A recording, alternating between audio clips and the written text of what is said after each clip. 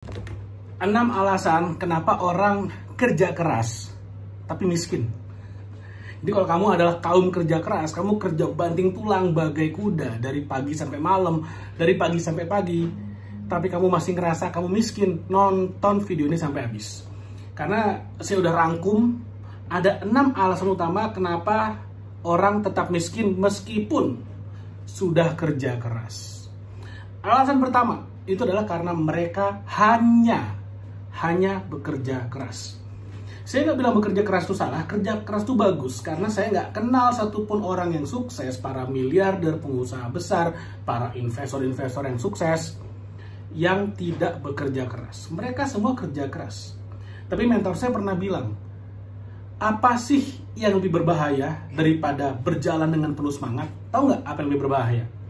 Yang lebih berbahaya daripada berjalan dengan penuh semangat adalah berjalan dengan penuh semangat ke arah yang salah. Bayangkan kamu adalah seorang pekerja keras. Kamu bekerja dengan penuh semangat dari pagi sampai pagi. Tenagamu nggak habis-habis, tapi kamu jalannya salah. Mestinya kalau kamu mau sukses jalannya ke sini. Tapi karena kamu nggak tahu jalannya harus kemana, kamu jalannya ke sana. Akan sukses nggak? Jawabannya nggak akan sukses. Tapi kalau misalnya nih kamu bekerjanya seperlunya aja, tapi kamu tahu jalannya ke sana, kamu akan sampai cepat atau lambat. Tapi kalau kamu hanya mengandalkan kecepatan, mengandalkan semangat, mengandalkan kekuatan, tapi jalannya salah, sampai kamu reinkarnasi 10 kali pun nggak akan pernah kaya. Kenapa? Ya kenyataannya begitu. Ini bukan soal saya mendiskreditkan kerja keras atau kerja cerdas. Enggak, ini bukan tentang kerja keras atau kerja cerdas. Bukan, ini soal kamu tahu nggak arahnya kemana. Makanya kenapa semua orang sukses pasti punya mentor, pasti punya sosok yang membimbing mereka. Karena si mentor inilah yang ngasih tahu, oke, kamu jalannya ke sana, jangan ke samping. Jalan, kalau mau sukses tuh jalannya ke sana, kamu jalan. Dan seorang mentor udah tahu, oh di sini ada tembok, di sini ada ranjau, di sini ada jebakan. Nah, mereka udah tahu tuh. Jadi seorang mentor akan bisa membimbing kamu supaya kamu akan sampai di tujuan.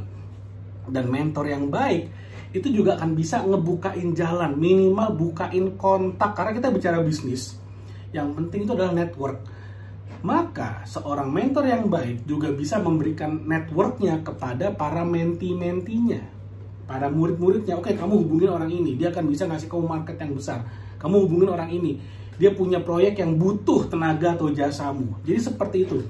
Itulah yang membedakan. Kenapa kok ada orang miskin tapi kerja keras, padahal udah kerja keras tapi dia miskin terus. Nah, itu alasan pertama, karena nggak tahu arah dan jalannya. Alasan yang kedua adalah karena biasanya orang miskin atau orang menengah itu hanya mengandalkan satu sumber income, yaitu adalah gaji mereka. Kerja keras dari pagi sampai malam, dari pagi sampai pagi, tapi hanya untuk satu sumber income. Makanya kenapa di video YouTube ini, di YouTube channel ini, saya selalu mengatakan kamu boleh kerja dari pagi sampai sore. Pertanyaannya, pulang kerja kamu ngapain? Saya selalu bilang, kamu nyampe rumah misalnya jam 5, jam 6 sore. Kamu tidur jam 11, jam 12 malam misalnya. 5-6 jam di rumah, di kosan, di apartemen, atau dimanapun deh, kamu ngapain? Kalau saran saya, kalau misal kamu mau tetap miskin ya terserah. Ada kok orang miskin yang mau tetap miskin, nggak apa-apa, itu hak mereka. Saya respect dengan hak tersebut. Tapi kalau kamu ingin kaya, gunakanlah waktu 5, 6, 7 jam ketika kamu sampai rumah sebelum kamu tidur untuk membangun apa yang ada di dalam kepalamu ini. Invest leher ke atas. Pelajari skill-skill yang bisa memberikanmu high income skill, high income penghasilan yang tinggi. Pelajari keterampilan-keterampilan yang bisa memberikanmu income yang besar. Sangat penting sekali. Nah, lalu kemudian nomor 3. Kebanyakan orang-orang miskin ini, atau misalnya kamu sekarang, oke, tapi kamu ingin berubah jadi kaya, tidak menggunakan waktumu semaksimal mungkin. Satu, untuk mempelajari high income skill. Atau yang kedua, membangun network dengan orang-orang yang udah sukses. Network itu maksudnya gini. Satu, kamu bisa ikut seminar gratisan yang mana isinya adalah orang-orang yang ingin maju. Networkinglah dengan mereka. Kedua, bernetworkinglah, ikut komunitas yang isinya adalah pengusaha. Kalau kamu membangun networkmu dengan baik, maka di saat yang sama kamu membangun skillmu, otakmu kamu isi dengan skill, dengan pengetahuan, dengan high income skill. Kamu belajar social media marketing, kamu belajar affiliate marketing, kamu belajar content marketing. Di saat yang sama kamu juga membangun komunitasmu, maka peluangmu untuk sukses menjadi jauh lebih besar. Kenapa? Karena sukses prinsipnya persiapan ketemu kesempatan. Persiapan adalah apa yang kamu lakukan di rumah. Kamu belajar, kamu baca buku, kamu ikut webinar, kamu dengerin Instagram live dari para mentor bisnis. Kamu pelajarin itu semua, baca buku tentang bisnis, baca buku tentang digital marketing, baca buku tentang affiliate marketing, nonton YouTube tentang affiliate marketing, nonton YouTube tentang motivasi. Itu yang kamu lakukan di rumah, itu namanya persiapan. Kesempatan adalah ketika kamu ketemu dengan satu aja orang yang tepat. Entah dia bisa mentormu, entah dia partner bisnismu, atau dua-duanya, satu orang ini udah jadi mentor bisnis, jadi partner bisnis kalian. Ketemu dengan orang ini, klop dengan skillmu yang udah kamu kembangkan, ketemu, itulah namanya sukses. Sekali lagi, sukses adalah ketika kesiapan bertemu dengan kesempatan. Nah, satu buku yang saya mau rekomendasikan adalah buku Scroll Like Cuan. Kenapa? Karena di buku ini kamu akan belajar dari nol bagaimana caranya mengubah sosial mediamu menjadi mesin passive income atau mesin income. Gimana caranya membangun media sosial menjadi mesin income, menjadi bisnis onlinemu. Buku ini menjawab 2 pertanyaan. Mulai dari mana dan apa langkah awal. Jadi ini ada 10 hal yang kamu akan pelajari dari buku ini.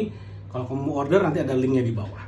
Itu nomor 3. Nomor 4. Orang miskin, orang menengah kebanyakan menggunakan uangnya adalah untuk gaya hidup. Mereka ingin terlihat keren, ingin terlihat hebat, dan yang paling fatal, ingin terlihat kaya. Ingin terlihat kaya, ganti handphone. Makanya kemarin saya kaget juga tuh. Ternyata ada loh jasa nyewain iPhone untuk buka bareng. Itu gila beneran. Jadi buka bareng biar kelihatan sukses. Wah, handphonenya iPhone. Waduh, hebat banget. Jasa nyewain iPhone baru untuk buka bareng. Itu luar biasa. Pertama, luar biasa. Orang yang memberikan jasa sewanya ini luar biasa. Bisa ngelihat peluang bisnis kayak gitu. Nah, yang sama luar biasanya adalah orang-orang yang nyewa iPhone hanya untuk terlihat. Sekali lagi, hanya untuk terlihat seolah-olah dia orang sukses, dia orang kaya. Makanya handphonenya iPhone. Nah, ini luar biasa banget. Nah, orang miskin terjebak di sana. Ada uang dikit, beli sepatu baru. Ada uang dikit, beli baju baru. Yang brandnya, waduh, segede gajah nih di depan. Ada uang dikit, yang tadinya naik motor, ganti naik mobil. Ada uang dikit, yang tadinya ngekos langsung ngontrak rumah. Yang tadinya ngontrak rumah, beli rumah. Wah, ini luar biasa nih. Seperti itu. Jadi, kebanyakan orang hanya ingin terlihat kaya. Padahal investasi yang benar, orang kaya atau orang yang nantinya akan kaya, mereka invest di leher ke atas, mereka invest di skill mereka. Mereka invest di persiapan mereka, sehingga nanti kalau ketemu dengan kesempatan, klop, mereka sukses. Sekali lagi saya ulangi, sukses adalah ketika persiapan ketemu kesempatan.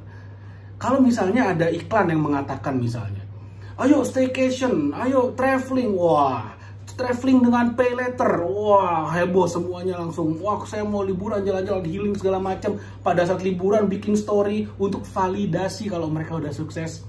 Tapi kalau kemudian saya mengatakan, ayo kamu bisa pay letter loh beli buku ini bisa pakai pay letter loh, langsung komennya, wah ujung-ujungnya jualan. Nah, itulah kamu sudah memvonis dirimu kalau kamu nggak akan kaya. Kenapa? Kamu lebih suka letter, pay letter untuk yang konsumtif, beli handphone, sewa handphone, daripada untuk hal yang produktif, bikin kamu makin pinter, bikin sosmedmu bisa jadi mesin income. Itu bedanya. Itu nomor 4. Nomor 5, orang miskin, menengah. Kenapa mereka kerja keras tapi nggak kaya-kaya? Karena mereka tidak punya investasi jangka panjang. Nggak punya. Kenapa ya? Uangnya habis cuma buat beli barang yang kelihatan mewah doang kok. Kelihatan kayak orang kaya. Kelihatan seperti orang kaya. Itu yang mereka cari. Jadi kalau kamu masih wah gajian nih bisa traktir temen, supaya nanti teman-teman pada memuja, wah hebat ya Sultan, makasih ya, wah orang kaya nih, moga-moga makin sukses. Enggak, lo nggak, kamu tuh nggak akan makin sukses dengan gaya hidup kayak gitu. Orang-orang yang kamu traktir itu bilang semoga kamu makin sukses biar ditraktir lagi nantinya. Tapi ketika kamu lagi butuh uang, apakah mereka akan datang? Enggak. Yang ada adalah kamu akan sebisa mungkin menutupi kekurangan uangmu karena kamu nggak mau terlihat miskin. Udah itu aja. Kalau saya pergi-pergi keluar-keluar, saya beli properti, saya nggak pernah pakai baju yang brand-brand, nggak. Saya pakai baju kaos celana pendek, pakai sendal. Dikira gembel nggak apa-apa. Lebih baik dikira gembel, tapi bukan gembel, daripada dikira orang kaya, padahal bukan orang kaya. Nah, kalau saya kayak gitu. Mendingan saya kaya beneran daripada terlihat kaya. Nah, itu yang nomor 5. Tidak punya investasi jangka panjang. Nomor 6. Nah, ini yang paling penting. Lingkungan tidak mendukung. Maksudnya apa? Circle-nya orang miskin itu adalah orang-orang miskin lainnya yang toksik. Toksik maksudnya apa? Isinya percakapannya adalah ngomongin orang lain, bergosip. Kedua, ngomongin pemerintah. Wah, kita miskin gara-gara pemerintah nih. Wah, Danantara, undang-undang TNI ini bahaya banget. Wah, Donald Trump bikin tarif. Wah, ini elit global nih bikin kita miskin. Padahal elit global kenal kamu aja enggak. Padahal RUU TNI mikirin kamu aja enggak. Padahal nggak ada hubungannya. Padahal yang namanya Danantara mikirin kamu aja enggak. Ngapain kamu mikirin Danantara? Ngapain mikirin Indonesia tidak baik-baik saja, kabur aja dulu. Kabur kemana? Emang kalau sekarang kamu tidak bisa ngapa-ngapain, lalu kemudian kamu kabur ke luar negeri, di sana kamu jadi orang hebat? Ya enggak juga. Makin susah hidup kalau kita nggak punya skill di dalam negeri. Ingat loh, di rumah aja, di kandang aja nggak jago, apalagi tandang. Oh, makin susah. Saya lebih senang orang-orang yang jago kandang. Wah, yang penting ada jagonya meskipun hanya di kandang. Daripada di kandang juga udah nggak jago, apalagi ngomongnya mau keluar. Abis itu nyalain orang lain, nyalain temennya, nyalain orang tuanya. Ah, kenapa bapak saya miskin, saya jadi miskin. Nyalain pemerintah, nyalain sistem pendidikan, nyalain elit global, semuanya salah. Kecuali dirinya sendiri. Padahal si dirinya sendiri ini, kalau bisa diajar, ayo kau belajar high income skill. Ah, ngapain, nggak penting, bacot doang. Ayo, belajar dari buku scroll lecture. Ah, ngapain ujung-ujungnya jualan. Nah, yang kayak gini adalah ciri-ciri orang-orang yang, sekali lagi, orang miskin karena 3 hal. Oke, saya kasih tahu di sini. Pertama, karena nggak ngerti, atau bahasa gamblangnya karena bodoh. Kebodohan dilawan dengan apa? Dengan pengajaran, diajarin. Oke, caranya begini loh. Gini caranya kalau kamu mau sukses. Oke, udah tahu caranya, dijalankan, dia jadi kaya. Alasan kedua orang miskin, karena pertama karena dia bodoh, kedua karena dia malas. Udah dikasih tahu caranya, kamu begini loh caranya biar kaya. Ah, males mager, besok aja bulan depan nunggu purnama ke-20 Nah, ada solusinya apa? Ganti circle. Ganti circle. Makanya tadi yang alasan ke-6 kenapa orang miskin, orang udah kerja keras tetap miskin, ya karena mereka nggak punya circle. Circle-nya salah. Ganti circle-nya, otomatis motivasinya berbeda. Kalau misalnya bergaul dengan orang-orang sukses, maka yang tadinya males akan merasa, wah teman-teman gue pada rajin belajar, pada rajin bekerja. Saya juga akan rajin bekerja dengan cara yang benar, menuju ke arah yang benar, dia akan kaya. Yang ketiga nih, yang paling bahaya, yang paling susah, orang yang arogan. Orang yang arogan, orang yang ngerasa udah pinter, udah hebat, udah bisa. Kenapa? Karena dia diajarin akan merasa lebih pinter. Suruh ganti circle, dia merasa dia orang yang udah yang paling hebat, dan dikasih tahu dia akan sibuk ngebantah. Saya pernah ngobrol sama orang kayak gini, capeknya setengah mati.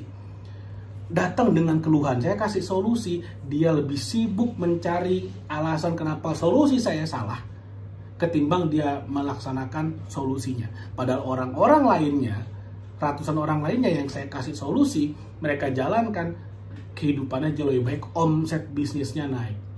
Seperti itu. Jadi mudah-mudahan apa yang saya share bermanfaat. Mudah-mudahan kalau kamu nonton video ini sampai habis, artinya kamu benar-benar berkomitmen untuk menjadi orang yang jauh lebih baik secara finansial. Dan saya doakan setulus hati, mudah-mudahan kamu akan menjadi seorang miliarder at least paling lambat dalam waktu maksimal 5 tahun ke depan. Oke, sampai ketemu lagi di video berikutnya. Sekali lagi, Kalau kamu mau order buku ini nanti ada linknya di bawah. Oke, sampai ketemu lagi di video berikutnya. Dan jangan lupa like dan subscribe YouTube channel ini.